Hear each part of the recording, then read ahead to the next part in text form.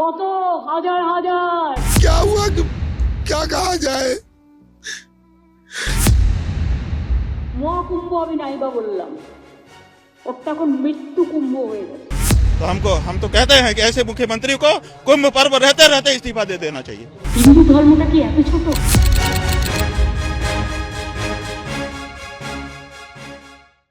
নমস্কার বন্ধুরা, আমি বিকাশ, আপনারা দেখছেন তোমার আমার নিউজ।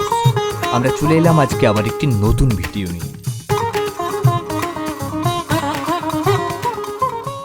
মহাকুম্ভ মেলায় একাধিক দুর্ঘটনার পর মুখ্যমন্ত্রী মমতা বন্দ্যোপাধ্যায় সরব হয়েছিলেন।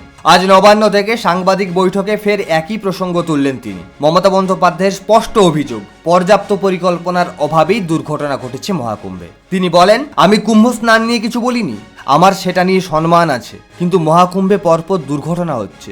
আপনারা ক্ষতিপূরণ ঘোষণা করেছেন, সেটা এক্ষুনি দেওয়া হয়নি কেন? পোস্টমর্টমের সার্টিফিকেটও দেয়নি উত্তরপ্রদেশ সরকার। মুখ্যমন্ত্রীর দাবি, গঙ্গাসাগর মেলা কিংবা দুর্গাপূজার মতো বিশাল আয়োজনের ক্ষেত্রেও রাজ্য সরকার পরিকল্পিতভাবে কাজ করে, অথচ মহাকুম্ভের ক্ষেত্রে প্রশাসনের ব্যর্থতাই মৃত্যুর কারণ, এই বলেই ইঙ্গিত করেন তিনি। আমরা ক্যাপাসিটির বাইরে গিয়ে হাইপ তৈরি করি না, আমরা পরিকল্পনা অনুযায়ী কাজ করি। কিন্তু এখানে কি পরিকল্পনা করা হয়েছিল? এদিকে মুখ্যমন্ত্রীর এই মন্তব্যের বিরোধিতা করেছে বিজেপি। উত্তরপ্রদেশের মুখ্যমন্ত্রী যোগী আদিত্যনাথও কড়া জবাব দিয়েছেন। তবে মমতা বন্দ্যোপাধ্যায়ের দাবি, বিরোধীরা যতই আক্রমণ করুন, তিনি তার বক্তব্য থেকে সরবেন না। তিনি বলেন, যোগী সাহেব যতই গালাগালি দিন, আমার গায়ে ফোসকা পড়বে না। মহাকুম্ভের দুর্ঘটনায় মৃতদের পরিবারকে ক্ষতিপূরণ দ্রুত দেওয়ার দাবিতে অনড় মুখ্যমন্ত্রী মমতা বন্দ্যোপাধ্যায়। তবে এই বিষয়ে উত্তরপ্রদেশ সরকার কোনো পদক্ষেপ নেয় কিনা সেটাই এখন দেখার। এই মুহূর্তে আমরা শেষ করছি আমাদের আজকের বিশেষ প্রতিবেদন। আপনার কি মনে হয় কমেন্টে জানাতে ভুলবেন না।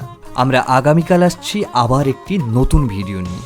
ততক্ষণ পর্যন্ত ভালো থাকুন, সুস্থ থাকুন।